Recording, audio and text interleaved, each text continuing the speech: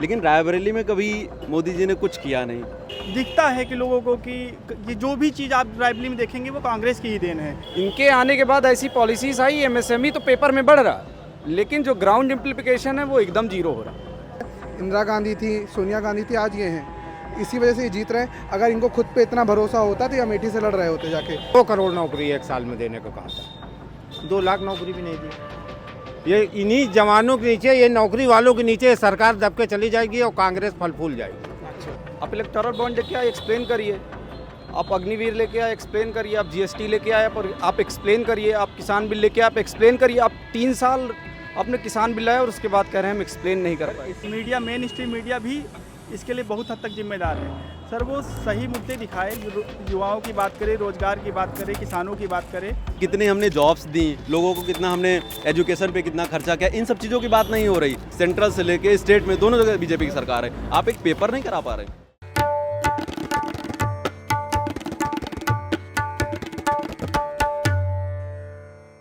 नमस्कार, the red mic के दर्शकों, हम लोग रायबरेली में हैं और यहाँ पर देखिए क्योंकि राजनीति का माहौल है तो राजनीति में जनता किसके साथ वफा करेगी और किसके साथ होगी बेवफाई, उसका फैसला जब वोटिंग होगी तब तो होगा ही होगा। लेकिन इस चाय स्टॉल पर जिसका नाम ही बेवफा चाय वाला है और जिन्होंने एक शेर भी लिखा हुआ है यहाँ पर, चाय ना पसंद करने वालों तुम्हारी खता ही नहीं, चाय में क्या सुकून है तुम्हें पता ही नहीं, मजबूत रिश्ते और कड़क चाय धीरे धीरे बनते हैं। तो ये धीरे धीरे मजबूत रिश्ते और चाय बना रहे हैं। क्या नाम है भैया आपका? मिराज नाम है। इनका मिराज नाम है। ये यही बनाते हैं? हाँ, बहुत व्यस्त है एकदम है। मिराज नाम है आपका? ये नाम क्यों रख दिया? ये नाम ऐसे यूनिक रखा गया है, ऐसे यूनिक नाम। अच्छा, ऐसे यूनिक, कोई और कोई सोच नहीं है? हमारे भाई साहब ने सोच के रखा हुआ है। जी, आपको मालूम है ना, इस चुनावी मौसम में इससे रिश्ता जोड़ ही लेंगे लोग कि रायबरेली किससे वफा करेगा और किससे बेवफाई करेगा। जी चलिए अभी आते हैं और आपकी चाय ट्राई करते हैं। मैंने सुना है बहुत ज़बरदस्त है, अभी लौटूंगा। तो ज़रा लोगों से जाने कि किस तरीके से वफा और बेवफा रायबरेली किसके साथ करेगा। यहाँ पर कुछ बहुत यंग वोटर्स हैं रायबरेली के। आपका शुभ नाम? प्रशांत पांडे सर। है प्रशांत पांडे। पांडे जी, ये बताओ कि राहुल गांधी एकदम नामांकन के लास्ट दिन अमेठी छोड़ रायबरेली, अमेठी तो हार ही गए थे बेचारे, और लास्ट दिन जो है वो यहाँ आए, इसको किस तरीके से देखते हैं? इसको देखने क्या सर, उनका घर है ये राहुल जी का, और अपने घर में सर आप लास्ट में आए जहाँ पहले आए तो बात बराबर की है। उनको जीतना रायबरेली से ही है इस बार। बीजेपी इस बार नहीं आने वाली हमारे रायबरेली में सर। क्या बीजेपी इस बार नहीं आने वाली रायबरेली में? बीजेपी नहीं आने वाली? तो बीजेपी तो पहले भी नहीं थी। नहीं, तो इस बार भी नहीं आने वाली है। इस बार भी नहीं आने जी वाली? जी, वो हमेशा मतलब इधर कांग्रेस का ही गढ़ सर, वही रहना चाहते हैं। और ऐसा क्यों? सर उनका जन्मजात यही है कांग्रेस का, इसकी वजह से हम लोग सर उन्हीं के मतलब शिलाधार पर इधर हम लोग हैं और काम चल रहा है उनका हर चीज़ अच्छा है सर, इसलिए उनको कोई कारण होगा ना, क्यों? जैसे अगर मैं पूछूं क्यों? हाँ, काफी रायबरेली में सर यही जानना काफी देन है सर रायबरेली। सर कांग्रेस ने हमारे रायबरेली को बहुत कुछ दिया है, अन्य स्टेट की अपेक्षा हमारे स्टेट में जो, और एक छोटा जिला है इसके, मतलब कांग्रेस ने जो कुछ दिया है बहुत अच्छा दिया है दूसरे जिले के हिसाब से। रायबरेली में जो किया गया है पूरा कांग्रेस ने किया, बीजेपी ने कोई काम नहीं किया है। सर एक भी काम किया हो? कोई भी काम बीजेपी ने नहीं किया है, और ऊपर से गुंडागर्दी वाला काम बहुत किया है। कांग्रेस जो है शुरू से ही बहुत अच्छा काम किया है रायबरेली में। एम्स है यहाँ पे, पढ़ने के लिए सारी सुविधाएं हैं और बहुत सारी चीज़ें हैं जो हम लोग को पसंद हैं। और मैं फर्स्ट टाइम वोटर। आपका एशिया सबसे बड़ी फैक्ट्री हमारे कांग्रेस ने ही लगाया है। आपके जो रेल कोच फैक्ट्री आप देखें MCF, वो हमारे आपके पूरे इंडिया की बात कर लीजिए, उससे बड़ी फैक्ट्री कहाँ पे? एशिया में हम बात कर रहे हैं सर। जो हमारे जी रेल मंत्री थे तब उस समय उसका शिलान्यास हुआ था। जी जी जी, ऊंचाहार में है ना? नहीं सर, ये अपने लालगंज में है। लालगंज में, हाँ हाँ। अब देखिए ऐसा है कि भारतीय जनता पार्टी ने अमेठी में 2019 में सेंध लगाई, उसको भी गढ़ माना जाता था? नहीं, उसको हालांकि उतना नहीं माना जाता था गढ़ जितना रायबरेली जिले को माना जाता था। वहाँ अमेठी में कुछ खास कांग्रेस की वो नहीं थी। ठीक, लेकिन जो रायबरेली की छाप है कांग्रेस के लिए वो आज की बहुत पुरानी चली आ रही सर। अमेठी, राजीव ये गांधी ये बात वैसे सही कह रहे हैं। अमेठी ऐसा नहीं है कि कांग्रेस हमेशा ही जीती हो, जीती है। अमेठी हारी भी है कांग्रेस पार्टी। क्योंकि यहाँ राजीव गांधी आप देख रहे हैं, कंप्यूटर प्रयोगशाला राजीव इंदिरा गांधी और राजीव गांधी की देन है। फिरोज गांधी हम सामने खड़े चौराहे पे, एम्स है हमारा, एनटीपीसी है। सबसे पहले शुगर मिल की शुरुआत यहाँ कांग्रेस ही द्वारा की गई थी। तो कांग्रेस ने बहुत कुछ किया रायबरेली जिले के लिए, और हम ये चाहते हैं कि रायबरेली जिले के साथ साथ प्रदेश से लेकर केंद्र सरकार तक ही कांग्रेस का ही परचम फैलाए। हमारा ये दिल से वो, हम किसी सरकार की वो नहीं करते हैं। अच्छा, अब मेरा एक सवाल और मैं आपसे जानना चाहता हूँ, मुझे ये बताइए कि अगर ऐसा था, आप देख रहे हैं यहाँ रायबरेली में जिस तरीके से जज्बात भाई साहब के हैं, उनके हैं। कांग्रेस पार्टी में हमने अक्सर देखा है जैसे बहुत आनाकानी हुई सांसद प्रत्याशी बनने में और रायबरेली अमेठी से प्रतिनिधित्व करने में। राज्य में भी कांग्रेस की हालत किसी से छिपी नहीं है, खस्ता हाल। तो आपको लगता है कि ये सारी चीज़ें, इससे रायबरेली अछूता कैसा रह गया है? ये कैसे गढ़ बन गया है जब आसपास हम देख रहे हैं कि किला ढह चुका है? सर पिछले 10 साल से हम लोग ये चीज़ महसूस कर रहे हैं अपने रायबरेली में। बीजेपी की सरकार 10 साल से केंद्र में है, लेकिन रायबरेली में कभी मोदी जी ने कुछ किया नहीं। रेल कोच फैक्ट्री ले लो, 20-25 हज़ार 30 हज़ार लोग आसपास उससे रोजगार से जुड़े हैं, वो कांग्रेस की ही देन है। आईटीआई फैक्ट्री बंद पड़ी है, आप सोच लीजिए, कांग्रेस की बीजेपी की सरकार है, बंद पड़ी, लोग बेरोजगार हैं। फंडिंग तक नहीं कर रहे हैं बीजेपी वाले इसमें। आईटीआई में जान लीजिए हालत है सर बीजेपी वालों। रिटायरमेंट दे दी जा रही, रिटायरमेंट दे दी जा रही। एक तो रोजगार दे नहीं रहे, ऊपर से आप रिटायरमेंट कर रहे हैं समय के पहले, ये भी तो मुद्दा है। पीएफ सारा बंद कर दिया जा रहा है। और बीजेपी ने या 30-65 वाला कि 30 साल की नौकरी पे रिटायरमेंट या 65 साल की उम्र, ये सबसे बड़ा वो था, जिसमें से हमारा रेलवे में बहुत सारा प्राइवेटाइजेशन भी हो गया इसकी वजह से। और जो आप भैया ने बताया कि आईटीआई बंद पड़ी है, ये इसी कारण की वजह से है कि बीजेपी ने रायबरेली। मैं एक सवाल पूछना चाहता हूँ, आपसे पूछता हूँ, आप मुझे ये बताइए कि जिस तरीके से कांग्रेस का सब कुछ उत्तर प्रदेश में धीरे करके सिमटता चला गया और रायबरेली में लेकिन उसका असर 2019 तक में भी नहीं हुआ, आपको लगता है कि कांग्रेस पार्टी में इसी रायबरेली से कांग्रेस पार्टी पुनर्जीवित भी उत्तर प्रदेश में हो सकती है? ये कांग्रेस पुनर्जीवित है यहाँ से कभी कांग्रेस, मैं पूरे प्रदेश की बात कर रहा हूँ। तो कांग्रेस यहाँ से पहले वैसे भी कभी ख़त्म नहीं हुई थी। देखिए क्या है कि सबसे बड़ा है कि जैसे कांग्रेस में अपोजिशन के जो लीडर हैं वो जनता से बेस वोट लेके कांग्रेस के नाम पे या किसी अपोजिशन पार्टी के नाम पर लेके गए, लेकिन वोट लेने के बाद वो कन्वर्ट हो जा रहे हैं, दूसरी पार्टियों में जा रहे हैं। दूसरी चीज़ ये है, और रायबरेली में सबसे बड़ा चीज़ है कि सरकार जो वादे करके आई थी कि हम जो है बिजनेस नए एंटरप्राइजेस खोलेंगे। 2014 के पहले मैं कानपुर में भी रहा हूँ, यहाँ भी रहा हूँ। जो मीडियम एमएसएमई सेक्टर था बहुत सारा यहाँ पे था, भिलाई पेपर मिल था, आईटीआई था, कानपुर में भी था। इनके आने के बाद ऐसी पॉलिसीज आई, एमएसएमई तो पेपर में बढ़ रहा है, लेकिन जो ग्राउंड इम्प्लीकेशन है वो एकदम जीरो हो रहा। सारे एमएसएमई डाउन हो गए हैं और सिर्फ लार्ज स्केल इंटरप्राइज ही जॉब क्रिएटर हो गए। एमएसएमई जो यहाँ पे जॉब क्रिएट करता था, लोकल लोगों को जॉब क्रिएट करता था। और दूसरा, रायबरेली के लोगों का इस गवर्नमेंट को फेवर करने का काम है कि आप रूरल एरिया चले जाएंगे, आपको जॉब क्रिएट करके लोग उसमें जाके एम्प्लॉयड हैं। आप एनटीपीसी जाएंगे, कम से कम 5-10 हज़ार लोकल के लोग एम्प्लॉयड हैं, स्किल एंड स्किल जैसे भी हैं जो एम्प्लॉयड है। लालगंज जाएंगे आपको मिलेंगे, बछरावा जाएंगे आपको मिलेंगे। टाउन एरिया में गवर्नमेंट ने ऐसी पॉलिसीज़ 2014 के पहले से कर रखी हैं कि लोग अभी भी एम्प्लॉयड हैं। 10 साल में ऐसी बेरोजगारी है तब भी यहाँ के लोग एम्प्लॉयड हैं, और जो बाहर जाने का रेट है वो यहाँ पर कम। और यही कारण होगी जो आपको लगता है कि यहाँ पर कांग्रेस पार्टी, लेकिन देखिए जैसे दूसरी चीज़ ये भी है ना, जैसे गवर्नमेंट 10 साल रही तो गवर्नमेंट की अकाउंटेबिलिटी और रिस्पॉन्सिबिलिटी की, आप जनता के बीच में जा रहे हैं तो आप किन मुद्दों पर जा रहे हैं। अगर आप अकाउंटेबल और रिस्पॉन्सिबल हैं तो आप अपने काम पर जाइए। आप इलेक्टोरल बॉन्ड लेके आए, एक्सप्लेन करिए। आप अग्निवीर लेके आए, एक्सप्लेन करिए। आप जीएसटी लेके आए पर आप एक्सप्लेन करिए। आप किसान बिल लेके आप एक्सप्लेन करिए। आप 3 साल आपने किसान बिल लाया और उसके बाद कह रहे हैं हम एक्सप्लेन नहीं कर पाए। इस समय कोई मुद्दे की बात नहीं हो रही, आप भी सुन रहे होंगे, जगह जगह देख रहे हैं, जा रहे हैं। मतलब कितने हमने जॉब्स दी लोगों को, कितना हमने एजुकेशन पे कितना खर्चा किया, इन सब चीज़ों की बात नहीं हो रही। भैंस ले लेंगे क्या, मतलब एकदम भैंस ले लेंगे, भैंस ले लेंगे, आपकी कांग्रेस की सरकार आएगी तो ऐसे ऐसे मुद्दे चल रहे हैं। अच्छा, मंगलसूत्र, इन सब चीज़ों, ये बताइए मंगलसूत्र से कोई मतलब नहीं है। कांग्रेस की सत्ता इतने दिन थी, किसी का कुछ नहीं लिया गया। हम लोग आज 3-4 साल से प्रिपरेशन कर रहे हैं, वैकेंसीज नहीं आ रही। आप सोचिए, टीचर की वैकेंसी 2018 में आई थी लास्ट वैकेंसी, तब से आज तक क्या कोई रिटायर नहीं हुआ है, क्या बच्चे नहीं बढ़े हैं कि पढ़ने वाले खत्म हो गए हैं? इन सब चीज़ों का आकलन करना चाहिए ना, सरकार को भी करना चाहिए। एक पुलिस की भर्ती आई, आप सोच लिए इतना बड़ा इनका तंत्र है, सेंट्रल से लेके स्टेट में दोनों जगह बीजेपी की सरकार है, आप एक पेपर नहीं करा पा रहे। एसआई की भर्ती हुई 9534 9,534 भर्ती हुई। सोचिए आप इतने बड़े लेवल पे स्कैम हुआ है, लोगों ने धरना प्रदर्शन किया, मीडिया हर जगह, लेकिन सरकार ने नहीं माना इस चीज़ को और ज़बरदस्ती ज्वाइन करा दिया। और जिनको जिनको ज्वाइनिंग मिली है अभी तक लोग पकड़े जा रहे हैं ट्रेनिंग सेंटर पे।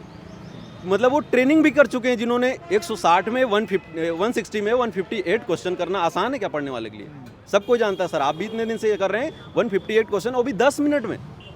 आप सोच सकते हैं 10 मिनट में 158 क्वेश्चन। आपको लगता है ये सब जो है वो मुद्दे रहेंगे वोटर्स के जब वो वोट करें? सर हमारे सब लोग, आप लाइब्रेरी में जाके देखिए हमारे लोगों, सर हमें क्या चाहिए इस एज में? हमने कांग्रेस का पुराना समय नहीं देखा है। हमने 2015 में हमने 12th किया, उसके बाद से हमें तो इस समय सबसे हमारे लिए इम्पोर्टेंट चीज़ क्या है? जॉब है। हम अपनी फैमिली के लिए कुछ कर सके, हमने पढ़ाई लिखाई की है, तो हमारे लिए तो जॉब ही सबसे बड़ा मुद्दा है ना। आप उस चीज़ को आप दूसरी ओर डाइवर्ट कर रहे हो। हमारे लोगों की बात ही नहीं होती है, कोई बात करने को राजी नहीं है। और अगर जो जॉब्स नहीं है तो कांग्रेस इतने सालों से सरकार चला रही थी, उसने भी तो दी है जॉब। रेलवे इतना बड़ा सेक्टर है, 12-12, 15-15 लाख लोग उस पर सर्विस कर रहे हैं, आप उसको प्राइवेटाइज कर रहे हो धीरे धीरे। मिलिट्री के नाम पे आप एकदम खत्म करो। पिताजी मेरे बीएसएफ में थे, अच्छा, भाई हमारा छोटा वाला बीएसएफ में है, लेकिन आप धीरे धीरे वहाँ पर भी खत्म कर रहे हो चीज़ें। मतलब मैं समझ गया, लेकिन ये जो बीजेपी, एक सेकंड बस वाले निकल जाएं, हाँ हो गया तो कोई बात नहीं, बजाने दीजिए। बीजेपी के जो यहाँ के प्रत्याशी हैं दिनेश प्रताप सिंह, वो पिछली बार भी ऐसा नहीं है कि बिल्कुल ही एकदम बहुत ही गिरे हुए मार्जिन से करीब 3.5 लाख वोट उनको भी पड़े थे। तो उनका वो कांग्रेस की ओर थे, वो भी खुद कांग्रेस के। नहीं, वो तो कहाँ के नहीं है, वो तो सपा भी गए, बसपा भी गए, कांग्रेस भी। वो वोट ही उनका कांग्रेस का है। वो पर्सनल वोट है, वो कांग्रेस का है, और अब की शायद 3 लाख से भी नीचे आएंगे। हायर वोट्स का वो लास्ट चुनाव था। अच्छा, इस बार आप देखिएगा वो इससे ज्यादा वो कभी नहीं पा सकते। और 3,64,000 तब पा गए जब सोनिया गांधी केवल नामांकन करने आई। बात यहाँ पर सोनिया गांधी कांग्रेस की नहीं है, बात यहाँ पर लोगों का जुड़ाव रोजगार से है। आज भी लोग जुड़े हुए रोजगार से हैं। आप तो फिर आप मुझे ये बताइए, आप हाँ किसको बुला लिया? अच्छा, बहुत बढ़िया। तो मुझे आप ये बताइए, जैसे यहाँ पर सब बात हो रही है, उनका कहना बेरोजगारी एक मुद्दा है, फिर भी अभी थोड़ी देर पहले जिन भाई साहब से बात हो रही थी उनका ये कहना था कि ये गांधी परिवार से लगाव है, उनसे कनेक्शन है। तो क्या ये गांधी परिवार है, फिर चाहे कुछ हो या ना हो, गांधी परिवार है तो लगाव बना रहेगा, या फिर ये मुद्दों के आधार पर कांग्रेस पार्टी को वोट दिया जाएगा, या ये दोनों है, या फिर कुछ और ही है आपके मन में? सर ये आप दोनों कह सकते हैं, क्योंकि एक तरफ से कांग्रेस से लोग भावुक तौर पे भी जुड़े हुए हैं, क्योंकि काफ़ी समय से लोग कांग्रेस से यहाँ पे कांग्रेस का गढ़ रहा है। और दूसरी चीज़, उन्होंने कार्य किए हैं, यहाँ पे ज़मीन पे कार्य किए हैं। दिखता है कि लोगों को कि ये जो भी चीज़ आप रायबरेली में देखेंगे वो कांग्रेस की ही देन है। हाँ, कुछ सड़कें हैं, लेकिन आप देखिए इस समय सड़कों की कितनी खस्ता हालत है। मैं तो छोड़ दीजिए, ज़रा सा आप जाइए, अभी नितिन गडकरी जी जब आए थे तब पुलिस लाइन से लेकर GIC ग्राउंड तक अभी एक नया रास्ता रातों रात बनाया गया सर। उसके पहले क्या गड्ढे नहीं दिख रहे थे सर? तो मेरा तो यही कहना है कि कांग्रेस और राहुल जी यहाँ से अच्छे मार्जिन से जीतेंगे, और लगाव भी है और लगाव रहेगा भी। लगाव जैसे हमको हमारे माता पिता से है, तो हमारे माता पिता ने हमको किया है, तभी तो हमें उससे लगाव है। और कांग्रेस ने इस रायबरेली डिस्ट्रिक्ट के लिए जो किया है, तभी तो हम लोगों आज भी आगे आने वाले समय के लिए अपेक्षाएं हैं कि सरकार आएगी तो शायद हम लोगों के करियर के लिए कुछ अभी जो गुजर गए हैं, जो समय बीत चुका है, जिनकी एज 50 के अराउंड पहुंच चुकी है, उनके लिए तो कांग्रेस ने पहले कर चुकी है, फैक्ट्रियां खोली, सब कुछ की है। बीच में 10 साल हम लोगों ने महसूस किया, सब लोगों ने देखा कि जो चीज़ें थी उनको भी धीरे धीरे खत्म किया जा रहा है, प्राइवेटाइज किया जा रहा है, और नई चीज़ें बनाई नहीं जा रही हैं। सबसे बड़ी चीज़, कांग्रेस ने जो कुछ बना के गए उनको भी आप खत्म कर रहे हो और नया कुछ दे नहीं रहे हो, तो कांग्रेस से लगाव होने आपकी बात से मुझे ये लगता है कि एक तो आपको रायबरेली में कांग्रेस के टाइम पर जो फैक्ट्री आई या जो कुछ आया उसका स्मरण है, उसकी जानकारी है, और आपने 10 साल का एक शासनकाल देखा है जिसमें आप कहते हैं कि कुछ ज़मीन पर हुआ नहीं है, और ये कारण होगा कि आप जो भी कारण है। हाँ। लोगों का गांधी परिवार से कह लीजिए या फिर कांग्रेस से कह लीजिए, सर कोई फ्री में किसी को कुछ नहीं करता है। कांग्रेस को आज यहाँ के लोगों का लगाव है या फिर वोट देना चाहते हैं, तो उसके रीजन है, उसके यही सारे रीजन है। कोई फ्री का कोई नहीं दे जाता है, लेकिन उन्होंने लोगों के लिए सोर्स तो अवेलेबल करवाए। क्या शुभ नाम आपका? हमें प्यार से लोग एपी कहते हैं। क्या कहते हैं? एपी। एपी। इधर आइए एपी जी। प्यार से एपी कहते हैं। प्यार से और AP नाराजगी में? नाराजगी में जो चीज़ चाहे कह दो, इंसान है। अच्छा। जिस ओर जवानी चली उसी ओर जमाना चलेगा। जैसे आपने कहा कि कांग्रेस का कहीं तो कुछ दिख नहीं रहा। 2019 में प्रधानमंत्री ने पप्पू बना दिया था। बताइए, विदेश का पढ़ा हुआ आदमी जो आज तक डिग्री नहीं दिखा पाए उसको पप्पू बना दिया था। जब जनता जवानी 2 करोड़ नौकरी 1 साल में देने को कहा था, 2 लाख नौकरी भी नहीं दिया। ये इन्हीं जवानों के नीचे, ये नौकरी वालों के नीचे सरकार दब के चली जाएगी और कांग्रेस फल फूल जाएगी। अच्छा। हाँ, ये आलम है इस समय। जैसे आप देख रहे हो कि ये रायबरेली, ये आप देखोगे तो जो इंडिया गठबंधन है वो पूरे प्रदेश में कम से कम 45 सीटें लेके आएगा। 45? हाँ, कहाँ? हर जगह जहाँ से ले लो। यहाँ से हम आपका गिना दे, रायबरेली, अमेठी हो गई, प्रतापगढ़ हो गया, इधर कौशाम्बी हो गया, इधर इलाहाबाद हो गया, ये सब सीटें निकल रही गठबंधन की। XYZ, मोहनलालगंज हो गई, लखनऊ छोड़ दो बगल में। मुझको एक बात बताइए जी।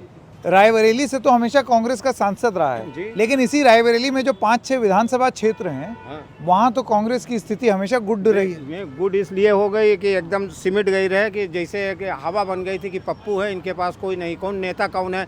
जैसे जनता में ये अफवाह फैल गई। अब जैसे जनता में ये अफवाह आ गई कि बताइए कि वो मंगलसूत्र बेच लेंगे और गुजरात की वो भैंसी खोल के कांग्रेस एक दूसरे को दे देगी, इस तरह की आवाज़ वो जनता के बीच में अब आ गई। और नौजवान केवल गुस्से में है, उसको रोजगार चाहिए और कुछ न चाहिए। 4 साल की अग्निवीर नौकरी है, 3 लोग मर गए, उनको घर वालों को क्या मिलेगा? आप बताएं सर। जी, क्या कह रहे थे? सर, इस स्थिति के लिए मीडिया भी जिम्मेदार है। सर, मीडिया सही मुद्दे दिखाती ही नहीं, वो बस इधर उधर बरगलाना, बातों को तोड़ मरोड़ के पेश करना। मीडिया मेन स्ट्रीम मीडिया भी इसके लिए बहुत हद तक जिम्मेदार है। सर, वो सही मुद्दे दिखाए, युवाओं की बात करे, रोजगार की बात करे, किसानों की बात करे, तो क्यों नहीं देश में परिवर्तन आ सकता है। लेकिन राहुल गांधी की छवि बिगाड़ना और एक राष्ट्रीय स्तर पर बिगाड़ना, इसमें मीडिया का भी काफ़ी रोल रहा। देखिए, मेरा तो ये कहना है कि उन्होंने जो किया सो किया। द रेड माइक जैसी संस्थाओं को भी का भी जन्म हुआ। जी बिल्कुल। और आपकी बात सामने आ रही है। आज की डेट में बात छुपाना ना के बराबर है, नामुमकिन है। किसी की कोई बात नहीं छुप सकती, सब बात सामने आ जाती है। यही तो कारण है। आप देख लिए रवीश कुमार सर का 2 मिलियन पर डे व्यूज जाते हैं, और आप दूसरे चैनल मेन स्ट्रीम पे, हम नाम नहीं लेंगे उनका, 18,000 20,000 जाने में भी आफत आ जाती है। और सर, एक बात आप जो अभी ये कह रहे थे कि कांग्रेस का एक भी विधायक नहीं है। 2017 के चुनाव में कांग्रेस के जैसे 2 विधायक थे, हमारी अदिति सिंह थी विधायिका जी, फिर वो चली गई। और ये हमारे ये जो कांग्रेस के सांसद महोदय जो अभी दिनेश सिंह जो खड़े हैं सामने पे, इनके भाई साहब थे, राकेश प्रताप सिंह विधायक थे हरचंदपुर के। सर, क्या दबाव दिया जाता है सरकार के थ्रू, या कुछ तो लालच दिया जाता होगा ना। आपको दिया गया, आप चले गए, बीजेपी ज्वाइन कर लिया। आप इलेक्शन 2017 से 22 वाले से पहले आपने ज्वाइन कर लिया, उसके बाद आपकी हालत देख लीजिए, आप नहीं जीत पाए। मुझे ये बताइए कि एक सेकंड आगे आइए, आपका शुभ नाम? शत्रुघ्न प्रताप सिंह। शत्रुघ्न जी, बेवफा चाय के पास खड़े हुए हैं। हम जानते हैं कि वफा अमेठी तो नहीं कर पाया, लेकिन रायबरेली ने हमेशा कांग्रेस के साथ किया। क्या इस बार भी होगा? हाँ, बट मेरा वोट बीजेपी को ही आएगा। क्यों? मैं ओवरऑल सोच के चल रहा है। यहाँ पे लोग ये देख रहे हैं कि आप सोच सकते हैं कि मोदी जी के सामने जो है फ्रंट लीडर कौन है, वो राहुल गांधी है। लोगों का एक इन्फ्लुएंस है कि वो 1-on-1 अगर देख रहे हैं तो आप अपने कैंडिडेट को जिताते हैं। वो एक मतलब उस वजह से भी लोग यहाँ जिताना चाहते हैं। बाकी अगर आप उनके काम के बारे में बोलेंगे तो आपको पता है कि उन्होंने ऐसा कुछ नहीं किया जो उनको लोग वोट दें। बट वो है कि वो एक गांधी परिवार के हैं, इतने साल से गांधी परिवार की यहाँ पे सीट चली आ रही है। इंदिरा गांधी थी, सोनिया गांधी थी, आज ये हैं, इसी वजह से ये जीत रहे हैं। अगर इनको खुद पे इतना भरोसा होता तो ये अमेठी से लड़ रहे होते जाके। ये सेफर साइड चुनने के चक्कर में ये रायबरेली, इनको पता था कि इनकी माता जी तब जीत गई जब बीजेपी की लहर थी। ये अमेठी जा नहीं पाए और वहाँ जीत नहीं पाए। इसके बाद जो है इन्होंने सेफर साइड चुनी। और जो आप ओवरऑल की बात कर रहे हैं, अभी आपने भाई साहब की बात सुनी, वो कह रहे थे रोज़गार की दिक्कत और परेशानियाँ, यहाँ पर संसाधनों की कमी, जो काम शुरुआत पहले कर दी उसको भी अभी ये सरकार आगे नहीं लेकर के जा रही है। तो वो क्या ओवरऑल पिक्चर है जो कि आप देख पा रहे हैं लेकिन भाई साहब नहीं देख पा रहे? सर, भाई साहब का ये है कि इनका भी कहना सही है। मैं एजुकेशन के बारे में बोलता हूँ, बीजेपी में फॉल्ट है, लेकिन सर सामने आप ऑप्शन कौन सा लेके आ रहे हैं। सामने अगर राहुल गांधी ऑप्शन है तो फिर वो अच्छा ऑप्शन कहीं से नहीं है। सर किसी को मौका दिया जाएगा तो बेहतर ऑप्शन बन सकता है शायद, लेकिन हम अगर 2014 के पहले इतने 60 साल उनको मौका ही दिया गया ना, अब बार राहुल तो गांधी 60 नहीं साल थे। मोदी जी को मौका दे लेंगे, बीजेपी को मौका देंगे, फिर डिसाइड करेंगे कि कौन बैलेंस है। बिना शुगर और वाटर को मिक्सअप किए सोल्यूशन नहीं बनता। विलियन तभी तो बनेगा जब आप शुगर और पानी को मिलाओगे ना। मोदी जी को कौन जानता था कि ये बहुत अच्छे नेता साबित होंगे? तो मीडिया ने बता दिया कि अच्छे नेता, नहीं तो अभी भी वो अच्छे नेता साबित नहीं हुए। ठीक है, बताइए। 161 नंबर है, इसीलिए आपको एनडीटीवी की जगह ये आज रेड माइक आ गया। अभी रोजगार पे ही बात करेंगे। हमने इन्होंने 2022 में 21 में सब इंस्पेक्टर की परीक्षा दी, एसआई की परीक्षा हमने इन्होंने दोनों लोगों ने दी, और दोनों लोगों ने बहुत मेहनत की। हमारे पिताजी को, इनके पिताजी को, दोनों को बड़ी उम्मीद रही होगी कि हम लोग सफल होंगे, लेकिन इस कदर स्कैम हुआ। सोच लीजिए, मेरे 114 क्वेश्चन थे, ये तो रेस करके आए, रनिंग करके आए। बहुत इन्हें भी बहुत उम्मीद थी अपने आप से, खुद से उम्मीद थी। सर इनसे खुद से पूछिए, और उसके बाद इतने बड़े स्तर पे स्कैम हुआ कि खुद भी नहीं हो पाए। हमारे जैसे बहुत सारे लोग पढ़ने वाले नहीं हो पाए। बताइए, ये बात तो आपने बताई नहीं। ठीक है, मैं एग्री कर रहा हूँ इनसे, ये बात एकदम सही है। बट अगर मैं ओवरऑल पूरा देखूं तो मैं अभी भी मानने को तैयार हूँ कि राहुल गांधी इस चीज़ का हल है? मेरे हिसाब से नहीं है। मैं बिल्कुल चेंज कर दूंगा। मुझे मोदी जी को शौक नहीं लगा, मैं वोट दूं उनको, लेकिन राहुल गांधी एक अच्छे ऑप्शन है। आप भी जानते हैं नहीं है। अरे तो बात सिंपल सी बात है, जिसको आप किस बात पे नहीं है? बात यहाँ राहुल गांधी की आप नहीं है, देख तो रहे हो, बात आप आज से देख सच्चाई रहे हो। की। हम उसका साथ देंगे अगर जो ये अपना सारा सिस्टम सुधार लें। जैसे भर्ती पे स्कैम हुआ, आप उसकी जांच करवाते, आप उसको रद्द करते। पुलिस का पेपर जो अभी भर्ती हो रही थी 60,000 की, वो सोच लीजिए कि हम लोगों ने धरना दिया लखनऊ में जाके, तब जाके रद्द हुई। इनकी बात से ये लग रहा है कि ठीक है, कुछ चीज़ें सरकार की ठीक नहीं है। एक नाराज़गी इनकी भी दिखाई देती है, जो कि मतलब ये नाराज़ हो करके नहीं बोल रहे हैं। लेकिन हाँ भैया, क्या है? नहीं सर, कुछ नहीं सर। हमने बीएड किया है, पॉलिटेक्निक किया है, और ग्रेजुएशन भी साथ में किया है। तो हम बीएड की तैयारी करने लगे थे कि जॉब आएगी, तो 6 साल हो गई, बीएड की कोई वैकेंसी ही नहीं आई। उसके बाद हमने रेलवे पॉलिटेक्निक किया था, तो लोको पायलट की वैकेंसी आनी थी, उसमें 20-25 हज़ार वैकेंसी आनी थी। तो 20-25 हज़ार की जगह वो केवल 5 हज़ार वैकेंसी आई। अब उसमें कहाँ समझा गए? हर जोन में 50-50, 60-60 वैकेंसी हैं, और 6 साल से ऐसे ही। आप यहाँ सुनेंगे तो शायद आपको आश्चर्यचकित मैं आपकी सारी एक सवाल मैं आप सबसे पूछना चाहता हूँ। यही चीज़ 2022 में जब विधानसभा के चुनाव हो रहे थे, तो बिल्कुल इसी तरीके की नाराज़गी महसूस हो रही थी, क्योंकि हमने हर ज़िले में जाकर के लोगों से बात की। लेकिन जब बाद में ये पूछा गया कि तो फिर क्या, इसका नतीजा क्या, तो वो अधिकांश लोगों का ऐसा मानना था जैसे इन भाई साहब का क्या कहना है, अब विकल्प ही क्या है। अब भाई इनसे नाराज़ हैं, इसका मतलब थोड़ी है कि पैर पे कुल्हाड़ी मार लें। इस तरीके की भी बातें बोली गई। इस वजह से मैं आपसे ये जानना चाहता हूँ कि नाराज़गी भले ही हो, लेकिन क्या वो विकल्प आप देखते हैं किसी में? सर विकल्प किसी को मौका दिया जाएगा तो क्यों नहीं बनेगा? आप किसी के घर में देख लीजिए, किसी का एक लड़का अगर जो निकल गया दूसरी तरफ के, तो घर वाले क्या उस दूसरे पे भरोसा करना नहीं स्टार्ट कर देते हैं? दूसरे पे भरोसा वो करते हैं सर, क्योंकि उनको घर ले जाना है। हम अगर जो उसको मौका ना दें, बड़े वालों को कह दें ये सही नहीं है, खराब निकल गया। जी, आप क्या कहते हैं? सर मैं तो ये बोलना चाहता हूँ कि अगर आपको सुधीर चौधरी की जगह एंकरिंग करने का मौका मिले तो आप क्यों नहीं कर पाएंगे? आप में क्षमताएं हैं, वैसा ही हर इंसान के पास ऐसा है। आप समझिए, मौका मिले, स्टेज मिले लोगों को, तो क्यों नहीं मिलेगा? आप मुझे पसंद नहीं करते हैं क्या? बिल्कुल पसंद करते हैं, लेकिन मैं एक बात बता रहा हूँ। आपने पूछा ना विकल्प क्या है, विकल्प है क्यों नहीं है सर? बहुत सारे विकल्प हैं। बड़ी पोजीशन है हिंदुस्तान की, कोई विकल्प ही नहीं है। ये तो मतलब एक वही है ना कि हम अपनी आंखों पे पट्टी बांध रखे कि बस मोदी जी के सिवाय कोई विकल्प नहीं। अरे बहुत सारे नेता हैं। हम सचिन पायलट ले लीजिए, बहुत अच्छे नेता। चलिए राहुल गांधी की बात हटा दीजिए, आप सचिन पायलट को लीजिए, घोषित कर देना प्रधानमंत्री, बहुत अच्छे नेता है। घोषित कर दे सचिन पायलट को प्रधानमंत्री बनाएंगे, मैं वोट देने के लिए तैयार हूँ। बोले ना कि मैं खुद चेंज को किसी ने घोषित थोड़ी ना किया कि मैं प्रधानमंत्री बनाऊंगा। तो आपको भी पता है ना कि अगर आईएनसी जीतेगी तो जो है वो गठबंधन जो जीतेगा उनका, तो राहुल गांधी बनेंगे ना। वो तो इतने साल से लगे पड़े हैं, मेहनत कर रहे हैं। अब वो आखिरी में जब उनको क्रीम मलाई मिलेगी खाने के लिए, तो कहेंगे नहीं भैया मैं नहीं खाऊंगा, सचिन पायलट को दे दूंगा। तो आप मुझे जो चीज़ रोचक लगी आप लोगों की, अभी तक राहुल गांधी एक भी बार ना मिनिस्टर रहे ना कुछ, लेकिन जब पोल होता है वो उस मीडिया पर होता है जो फैब्रिकेटेड मीडिया है, बिकी हुई मीडिया है। उस पर भी राहुल गांधी को दूसरे नंबर पर लगभग 30 से 35% लोग प्रधानमंत्री के तौर पर पसंद कर रहे हैं। 30 से 35%। ऐसा नहीं कि विकल्प नहीं है। विकल्प क्या, अब गवर्नेंस पे बात कीजिए कि इनकी क्वालिटीज़ क्या है और उनकी खराब क्वालिटीज़ क्या है। आप पहले अपने लीडर की क्वालिटीज़ बताइए ना। आप लीडर बताओगे कि विदेश सही हो गया। आप कल की न्यूज़ देखिए, नेपाल ने काला पानी और इन सब की जगहों को अपने नक्शे पर शामिल कर लिया। आप नेपाल को नहीं संभाल पा रहे हो, चाइना कहाँ संभाल पाओगे? चलिए, बड़ा इन्फॉर्म्ड ओपिनियन है आप लोगों का, और आप मीडिया को भी घसीटने में पीछे नहीं हटते हैं। नहीं सर, एक चीज और भी जान लीजिए, 300-400 के पीछे मीडिया का ही हाथ है। सबसे बड़ा मीडिया का हाथ है। और आप ये जान लीजिए, मास मोबिलाइजेशन मीडिया से ही पॉसिबल है। आज डिजिटलाइजेशन का सबसे ज़्यादा फायदा जिन्हें ही है जो लाए हैं। आज उन्हें ही सबसे ज़्यादा फायदा, और मास मोबिलाइजेशन मीडिया से ही किया गया है। जमीनी शॉट दिखाया जाए तो ठीक है, हेलीकॉप्टर शॉट से तो ऊपर ऊपर ही दिखेगा। जमीनी शॉट क्या होता है सर? जमीनी शॉट नहीं दिखा रहे चुनिंदा लोगों को बुला के आप उनसे बात कर लेते हैं, वो भी कौन होते हैं? कहेंगे कि हम बीजेपी के प्रवक्ता हैं, हम बीजेपी के महामंत्री, हम कांग्रेस के महामंत्री।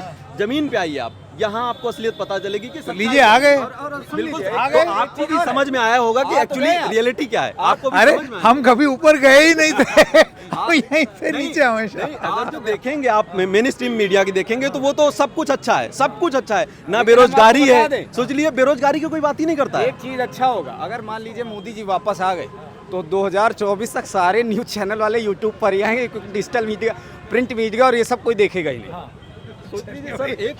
हम तो आ गए। चलिए, बहुत बहुत धन्यवाद आप सबका, आप लोगों ने आपका भी धन्यवाद क्या, आपका भी धन्यवाद कि आप एनडीटीवी छोड़ के फ्री जर्नलिज्म में आ गए। चलिए, थैंक यू। हमें वही फैब्रिकेटेड न्यूज़ देखनी पड़ती, वही पाकिस्तान, वही भारत, आपको यहाँ ना देख पाते। आपके अलावा कोई मेन स्ट्रीम मीडिया आती तो शायद हम लोग वहाँ से उठ के यहाँ तो थैंक यू, थैंक यू। ये आप लोगों का प्यार है, ये आप लोगों की मोहब्बत है। Thank you, thank you, thank you. तो बेवफा चाय की इस रेडी पर, इस टपरी पर कैसे बेबाकी से वफा और बेवफा होने का फैसला किया जाता है, ये तो आपने अभी उसका प्रूफ वो देख लिया। अब रायबरेली वोट किस तरीके से करेगी और वोट की चोट बाकी जगह किस तरीके से होगी, हम देखेंगे। बहुत बहुत धन्यवाद ये प्रस्तुति देखने के लिए।